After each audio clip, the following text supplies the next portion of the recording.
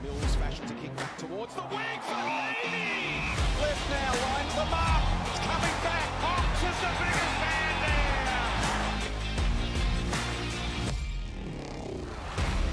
there. G'day guys, welcome to Red Time ahead of round 23. I'm Jared Barker, and joining me as always to talk through all the latest in the world of footy is Mason Cox, unfortunately off the back of, well, a thrilling game for the viewer to watch, but a loss for yourself. Your first as a Docker, I believe.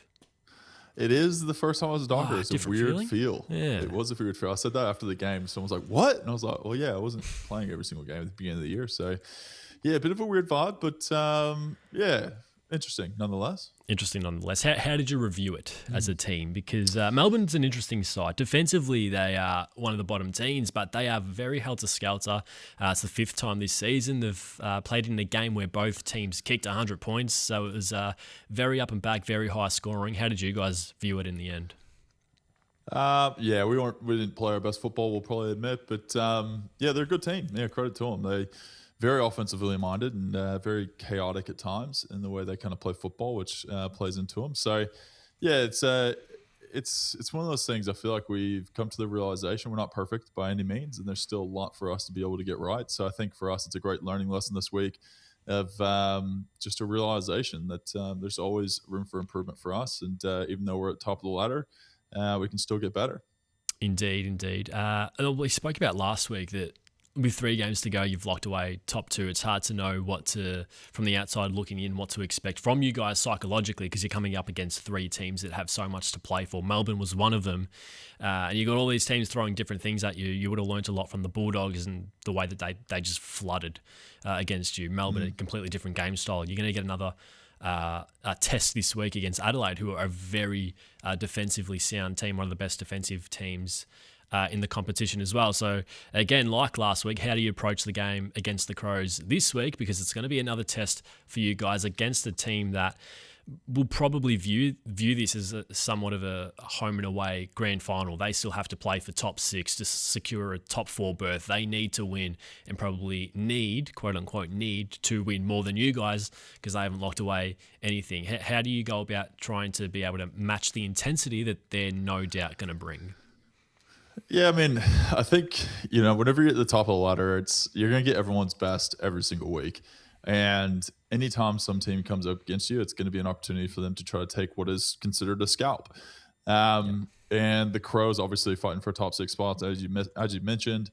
And they're a very good team. They have been for a while, obviously last year making finals and top 4 and everything else. So they have been a very good team for a long time, and they've got a lot on the line this week. So we're very aware that they're going to bring their best. And yeah, we have to be able to respect the opposition and also play to our strengths to hopefully get a win in front of what will be probably a massive crowd there at Optus Stadium. Yes, it will be a massive game. Primetime Dockers. You're getting a few of those. You're probably going to get a few more next season, given the way you lads have been performing. So good to see you guys under the bright no Thursday lights. Night footy, though. It's not Thursday. Interesting. No, it's no Thursday night this week. So we scrapped the Thursday nights, I guess. I don't think you want to run the risk of giving a team in finals contention a 5-day break this late in the season, having to play on a Thursday. You can probably manufacture it so they can't, but nonetheless, it's Friday, which is probably better. I'm not the biggest fan of Thursday games, to be honest. I like as a viewer, It's good, but it's the crowds are never as good as your feature slots on a Saturday night, Friday night, for obvious reasons. But it's more of a broadcast time slot, which is no surprise to anyone. Good game there that we look forward to. We also look forward to Start, Bench or Drop, where we play the role of selector for the following statements, Coxie. Carlton's game style and current form under Josh Fraser has made them a destination club. I'm going to bench this one for the moment. Tough to say that it is a quote-unquote destination club because you don't know who's going to be leading that club next year. There has not been a commitment from the Carlton Football Club as to who's going to be their next coach. Josh Fraser is obviously interested. Otherwise, he would have said by now that he's not. There's 2 games left in the season. I think it would be pretty ridiculous, to say that he wasn't interested, because I feel like as though we'd probably know that answer by now. So it's kind of a up in the air thing, because you want to know who obviously the person is that's recruiting you, because they're going to have a game style, and whether or not you fit into that game style is, depending on who's in charge. And to say that they're a destination club, I think they are in a sense. They have a massive fan base. Obviously, they have a great history and all that kind of stuff, and play in front of big crowds in that sense. So depending on what your definition of a destination club is, there's different things you might look at. But I think from a player's perspective, if you're trying to essentially get more playing time, make sure that you fit into a new group quickly, all these kind of smaller details that make you a successful player at a club, you want to probably know who's going to be at the helm. And I think that inconsistency right now of not knowing that is probably going to have some players going, I probably won't make the decision just yet until you actually take that domino, and then I can decide what I want to do. But so this is where it's really interesting, though, right? So how lucrative does it become when a hypothetical out of contract player who is assessing his options sees a side playing with this sort of freedom and fast-paced enthusiasm, and then how would that change if they don't select Josh Fraser and they instead go with an untried coach in maybe a Corey Enright, who is also in the running, whose game style the player hasn't seen before? Well, chances are if you're a free agent on the market and Carlton's chasing you, there's probably other clubs also chasing you. So, I mean, it's tough to say that that's going to continue on unless Josh Fraser is chosen as the head coach, and that's, like I said, TBD. So you'd be taking a little bit of a risk if you don't know the answer to that. So I don't know that. I mean, obviously players are talking to clubs behind closed doors at the moment. Yep. It's end of the year. There's things happening in the sense of players that will get traded at the end of the year. That's a reality that we understand. But I don't think there's going to be a decision made with a big-time player going to Carlton until that first domino falls as to who they're going to pick as the head coach. How much does the game style matter, though, to a player? Like they should, like someone would be looking at that going, "Hey, I'd probably suit that. I'd like to be playing there." Surely that happens. Yeah, there's obviously teams and players that have been in the league long enough know like kind of different game styles and what suits their game plan as to how they are as a player. Like there's some people that fit into, they might be a very defensive mindset team. You look at like take it from Melbourne, we just played recently. Yep. Like they are all out, balls to the wall offense. And if you're a full forward, you're like, hell yeah, I'm in. Like that would be awesome to play because you're like, anything can happen. It's always a chance. You're going to get stats. You're going to get the ball kicked to you. There's going to be chaos, and it's going to go both ways. Yeah, and I think like there's different things that probably are better attributes for certain players in the way they play. And whenever it comes to a game plan, you got to be picky, as to which kind of team you go to and whether or not you're going to be successful and see how you fit into that team. You might also look at people who are going to be challenging you in that position. Mm-hmm. So who do they have as far as players that are going to be playing your position? It's like, well, if I'm a ruckman going to a team that's got 4 rucks that are all genuine AFL players, it's like, well, like where do I sit on that pecking order? And is there a chance of someone taking my job, quicker than over the 5-year span I'm going to be there? Or is the team going to start looking past me in 2-3 years' time? Like there's so many more things that come into it, I think, than just purely looking at, oh, okay, they're going well. Like I'm pretty happy with that. Like I'll just slot into a team that's being successful at the moment and we'll continue this momentum. There's so much more that goes on as far as that decision to change clubs or to go to another city, even get settled there. There's so many different things that go to a player getting traded. And I guess it's not only the out-of-contract players who would look at that new game style and look glowingly onto that. I think it's the players at the club would as well. So we had a topic on this podcast a couple of months ago where I mentioned, does the game style and the game plan and structure of a side matter more than the talent that's actually out there? And you look at Carlton, well, it's a complete game plan shift from Voss to Fraser, and look at all the players that are really relishing that. That's another side to look at here. But yeah, that can't go against him now, right? When the crowd's chanting your name at 40,000 at Marvel Stadium, it'd be a brave selection committee to go against Josh now, who hasn't put his hat in the ring at this stage. But I think if you read between the lines, you're right. He probably does want the job if he hasn't said that he's out of the race now. But yeah, they'd be a brave selection committee, I think.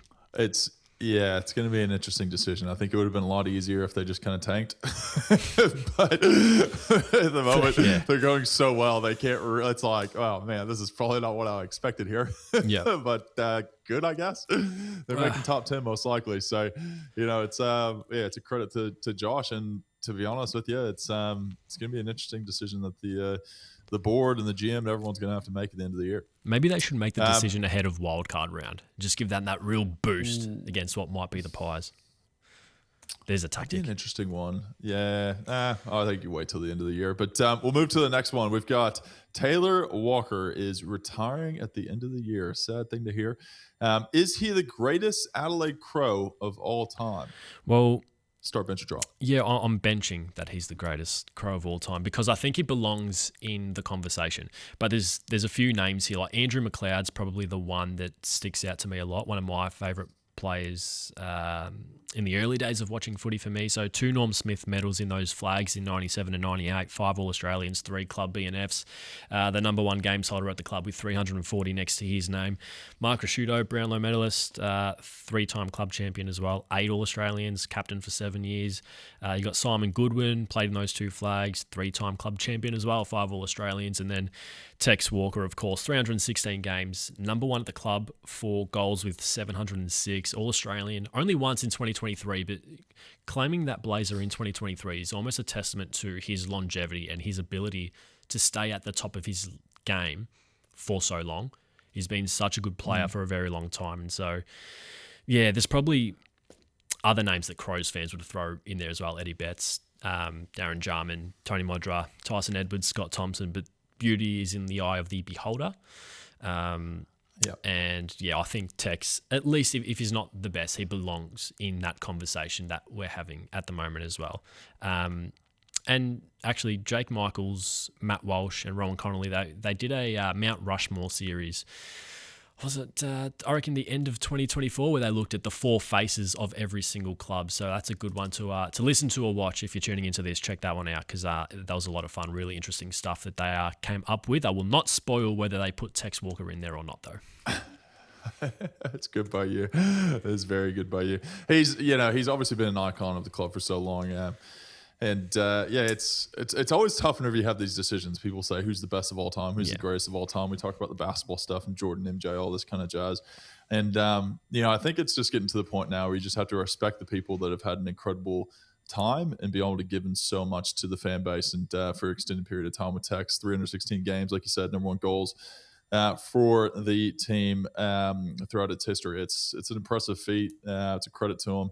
Always tough to see people retiring at the end of the year, but I think he can definitely do it with his head held high and knowing he's pretty much given everything he can. Yep, I think that's fair. Jaymie Question Graham. for you before we move on, now that he's moving on, because everyone has asked me this back in a few different places. Now that Tex has retired at the end of the year, does that mean the nickname Tex can be taken by someone else? Who are you suggesting? I'm asking for a friend. You can't claim it, can you? I'm from Texas, and that was always my nickname. And then I was like, I can't be called Tex. Was it really? Tex Walker's in, and I'm like, I don't know where Tex came from with Taylor, but I was like, kind of filthy. Someone had the nickname. For how long was your nickname Tex? Oh, since I was a child. I was just like, Big Tex was like this. Essentially this massive statue outside the Texas State Fair, and this big cowboy about 5 stories high. Because I was such a tall human, people used to call me Big Tex. Nicknames can't be. And then I came here and I was like, I can't be giving my own nickname first of all, and then obviously I can't be taking someone else that's already named Tex in the league. If I was you, I'd be snapping it up. Who cares? He's had his time in the sun. He's had his time in the sun. I think if I was you, I'd be taking it, mate. Definitely. Maybe I need to get him to hand me some kind of acknowledgement of here's the nickname. Yeah. Very good stuff. Man. What are your nicknames right now though? Coxie? Dude, it's gotten so I've said this before, and I love Australians, but they are pretty lazy whenever it comes to nicknames. We've gone from Big Texan Coxie to we've gotten all the way to the point where they call me So, because they used to call me Meso, and then that was too long, so they've just shortened it to So. Aussies. I Bloody Aussies. I just was like, what? I was not even. Dude, this is not even a cool story. No, it's not. It's just a shit nickname, but that's fine. That's why you want to go after Tex. All right. Anyways, Jaymie Graham is more than capable of taking on a senior coaching job. I'll start this. I think everyone's pretty aware of the situation with him and him being linked to different clubs and stuff like that. Obviously he's, part of our coaching staff right now, and we, value him at a high level. He's been there for a long time. He's obviously had a very successful, tenure there with the where the forward line's going at the moment, and the big 3 up there. So, yeah, it's an awkward thing to kind of have all this stuff in the media around him, but we got a lot of love and respect for JG, and I think whenever you meet people, you're like, man, I just want them to be successful in whatever they want, and we want them to be happy in whatever venture they go into. And if head coaching is something he's really interested in, and he gets that opportunity, then you gotta let him do it, and you gotta be supportive in that transition. So we'll see how it all kind of pans out. We're obviously focused on, our campaign going into the end of the year, but I know there's a lot of eyes on him and conversations around the league. But really, at the end of the day, you kind of always just wish whatever's best for whoever it may be that you're involved with. Yeah, so he narrowly missed out on the Pies job won by Craig McRae in 2021. As Bilt's experience across the Saints, Eagles, and now the Dockers as well. Eagles during that flag run in 2018. As well, and a top contender now for the current availabilities at the Bombers and the Blues. What is it about him? Like, what impact has he had that you've noticed being there at the Dockers this season? Because as you said, it's probably arguably the best forward line in the competition right now. What is it that he does bring to the table that clubs consistently shortlist him for? Well, I think the biggest thing is experience. He's been an assistant coach for successful teams, and with that comes a lot of learning and experience that is just invaluable. Super valuable. So I think like for him, I've only kind of been around for probably like 6 months and experienced that with him, and I've done probably a bit more midfield, but also a decent amount with him. And he's really good at being able to tell you what to do and when. And you can see it in how structured the forward line is and how much he drills it into the players of what they need to do. And there's a lot of respect for him, and I think that's probably what other teams really are looking at and seeing and going, we want that at our club. Yep, plenty of intrigue surrounding how those coaches' races are respectively panning out as we move towards some pre-game chat. So what do we think? Waiting around for pre-game ceremonies is a concern for players and coaches. Now, obviously, Spud's game over the weekend, a bit of a pre-game ceremony there, which was pretty amazing and heartfelt. They do the lights and the camera lights, or everyone called on the phone, in the crowd, which was really cool spectacle to see. We did that a few years ago, I want to say. Pretty amazing, right? And Nasiah obviously had the injury, which is going to really struggle, really kind of cost him, I think, for the season. And it's an interesting one. We've had this conversation a few times around kind of prep going into a game. Collingwood did a bit of a different pregame with a different, I think it was like music and lights and all this kind of different entertainment stuff. And whether or not it distracts players, what is your opinion on this? Well, so I'm going to drop this because my guess is just no. But this was an interesting chat in the office because of the Nasiah injury on Sunday. But yeah, things like Spud's game, you got Anzac Day, you got Dreamtime, the waiting and standing for that. Having already completed a warm-up is where the question's sort of gleaning from. And that's not to say that those causes aren't worthy or the celebrations shouldn't be had. But how much do they have an effect on your physical preparation when you have been warming up for so long to just stand there and then get straight into a game, if it impacts you at all? We may be looking too much into it. Yeah, personally, I've got to drop this. I think you go into the ceremonies, and then usually you have like a little 2 or 3 minutes of kind of warm up after that, and then you go into the captain's address, and then you go and play. So usually it's not straight into it. What I think is the AFL needs to go to the high performance managers of all the teams and kind of say, okay, realistically, how much time do you need and do you feel comfortable with that's going to get your players to be warm enough to be able to feel as though you're prepared for the game. They have that conversation, and whether it's 5 minutes, 10 minutes, wherever it sits, take an average over the whole thing and go, okay, like after that ceremony, we're going to give them the time to feel as though their high performance managers can get them ready to go. And that's sufficient enough time before they play the game. And then they can address that and put that time frame in to then make sure that the players are ready to go without, I guess, risking some kind of injury early in the game. Yep, I think that's a fair enough call. Speaking of pre-game, Matt Rowell's pre-game ritual, start, bench or drop? Dude, start this. I love it. I love people just being different in general. Whatever they do, I'm all for it.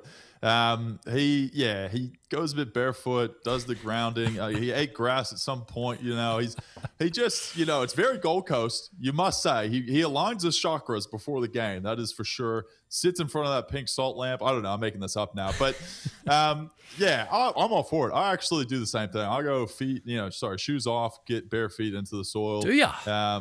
I do pre-game. Yeah, myself, Josh Tracy, kind of the first people to kind of get onto the field. I'm not sure if he does shoes off, Josh, but I think it's kind of cool, like, because we're always one of the first people there. The stadium's completely empty, so you kind of have like a bit of, I don't know, it's like the calm before the storm, right? You get to go out there and just kind of have your shoes off, and you're just kind of walking around this beautiful ground. It kind of brings you back to like how crazy and exciting and just amazing the opportunity is to be able to be a part of it. So I think it kind of brings you back down to a bit of gratitude before you kind of get out there and start playing a game that is kind of a brutal and just kind of gladiatorial type a style of competition. So yeah, it's the calm before the storm. I like it. I like what he does, and I'm going to support him in whatever he does it, as long as it's not hurting anyone else. I don't think we should really care too much, to be honest. Yep. So if you want to prepare for going to battle, you just take the old shoes off, walk around on the wet grass, eat some grass. You don't eat grass, do you? I don't eat grass now. Okay. So that's the next step for you then. Yeah, I don't think that's great for the body, but if it works, well, ask Matt. If it works, it works. He had 40 disposals on the weekend. He had a record stat line. He had 40 disposals, 17 clearances. Mate, if I eat grass and get 40 disposals, you best believe I'll be housing that stuff down. You best believe all the kids at junior level are going to be shoving that grass in their mouth. Don't do that, by the way. Do not do that. We do not condone doing that. We do not suggest that you do. But Matt Rowell, if it works, it works. We looked before this as well. I was pretty sure that Michael Jordan wore 2 pairs of shorts during his career, and our Googling suggests that he actually did during his entire NBA career. He wore his university or college shorts because it brought him good luck. LeBron does his chalk toss, obviously. Rafa Nadal does his weird water bottle ritual thing on the tennis court as well. And Matt Rowell eats grass. So I can't confirm he still eats grass, but he does get the Dukes out, and not the Dukes. He gets his bare feet out and walks around and does some grounding, which I respect. He gets the flippers out. And it's the most Gold Coast thing ever. It is. Whatever floats your boat. As we said, a record stat line, which I don't think will be repeated. So well done to you, Matt Rowell. As we move into the hot stat checklist powered by StatMate, download the app for free now. Richmond versus St Kilda. So Max Hall here, he continues to play at an elite level. He's popping up all over the ground, has performed well without Nasiah Wanganeen-Milera already this season, averaging 25 disposals per game when Naz has missed back in rounds 9 to 12. He also had 30 in kick 2 on the weekend against the Blues without Nasiah, given he was injured in the first quarter. So, yeah, one of the most improved players in the game, and another success story out of the mid-season draft when he was taken, if not last year, the year before. But, geez, he's improved a lot, Max Hall. Yeah, he's averaging 25 disposals per game without Naz there, playing Richmond, bottom of the ladder. I'll lock him in for over 25. Yeah, I think I've got to do that as well. All right, we'll move to the next one. North Melbourne versus Geelong. Paul Curtis, man, high flyer. Did you see his mark over the weekend? Holy smokes. That's a contender. Got absolutely launched in the air. He snagged 2+ goals in 5 straight games. 4 of those games were at Marvel Stadium where the Roos face the Cats this week. Yep. Now, I know there was a lot of talk around North Melbourne taking a scalp for some of the top teams and hadn't done that in a long time. Could they go back-to-back and scalp Geelong at Marvel this week? I think Paul Curtis will continue that streak of kicking 2+ goals because he's in some fine form, and I really rate him as a player. I think they're a very slight upset chance. He's still got to tip Geelong, but it'd be like 60-40, which is probably closer than I reckon people would suggest. Wow. I reckon it's a 60-40 game. Okay. Yeah. Yeah, 60-40. That gives him a fair chance. I'll say he kicks. I'll say he kicks just 2 goals. I won't say he kicks over 2 goals. 2 goals on the mark for Paul Curtis this week. I think so. Very early call. He's my All-Australian smoky for 2027. As I said, I really rate him. Early. I think he's a high-quality player. Very early. Very good goal sense. If North are to improve and take that next step and win more games, like I think they're going to in 2027. It's a personal call. And I think Paul Curtis has the ability to be an all-Australian level player. So that's my early call for 2027 for what it's worth. Essendon versus Sydney. It took a few games for Errol Goulden to really get back to his best post-injury, but has really exploded the last 3 games, going for 41 against the Giants, 34 against St Kilda, and 39 against Port, with an average of 38 disposals per game. Against the Bombers, can we go 35 plus for Errol? It's hefty. I'll say 40 plus. Just no confidence in that red and black 40 club. piece for Errol. Yeah, playing Essendon and Sydney top of the ladder, I think he's going to have an absolute blinder, as they call it. Hitting form at the right time is Errol Goulden. Adds so much to that Sydney team. I think he's going to get that line as well. That was a hot stat checklist powered by StatMate. Download the app for free now. All right, time to finish it off. Don't be surprised if both Melbourne and Adelaide lose this week to make the top 6 race more interesting, given the top 10 race is all but over. Do I think it's really going to happen? No. Do I want it to happen? Yes, because as I said, it would make the top 6 race more interesting should Geelong beat North and Collingwood upset Hawthorn. I don't think that's going to happen, but if it does, we would be in a pretty good position in terms of talking points next week. I don't want it all to be locked away with that week to go. I want a lot more teams with something to play for, which is something to be said about this top 10 system, isn't it, Coxie? It is an interesting one. Obviously, this new system is probably, I don't know if you technically call it a success, because I feel like after this week, everyone's going to know where they fall. I think it depends on how the games go at the very end, whether that's 7 to 10. And this is gonna lead into my don't be surprised. Okay. First of all, just got to pat myself on the back. North Melbourne beat the Bulldogs at Marvel. Called that last week. Another upset. Not your first upset. Truly predicted. But my don't be surprised. The AFL is just gonna think they're an absolute genius. They're gonna pump themselves up and just think they're the best thing since sliced bread. Whenever Carlton matches up against Collingwood in the wild card round, which is I'm predicting 100,000 people at the MCG, and they're gonna go, oh, whoever had this idea was the smartest person in the room. Never really questioned them. They were always going to be right. And this couldn't have worked out better for them as far as who was going to match up in this wildcard run, if this is to happen. Which is likely to happen. But you can't say it's not a success, the wildcard format, if it does pan out that way. 100K at the G, Pies versus Blues, 8th v 9th for that last spot in the top 8. That's a success, isn't it? I refuse to believe that you can finish on the bottom half of the ladder and still make finals. But you're not. Well, you could have a losing record and still make finals. This is part of the issues. The AFL wanted us to call it the final. It wanted the wildcard weekend to be a part of the final series. They are calling it a finals weekend. I don't call it a finals weekend. It should just be called whatever the plane is, the wild mediocrity weekend. Mediocrity weekend, no. But this is the thing: you're not rewarding mediocrity. You're giving clubs a chance to qualify for the top 8, and then the top 8 system still works as it always has the following week. Might as well just put all 18 teams in. Well, why don't you just make it a top 4 then? You don't want to reward mediocrity. I would be okay with that. Yeah, I would as well if we had a fair fixture. I'd be fine with that. But we don't have a fair fixture, which is why the wildcard format is warranted. If it's Pies v Blues, I don't think it could be seen as a failure, especially because you do give sides a chance late in the season. I know we're saying if Carlton win this weekend, the top 10 is locked in.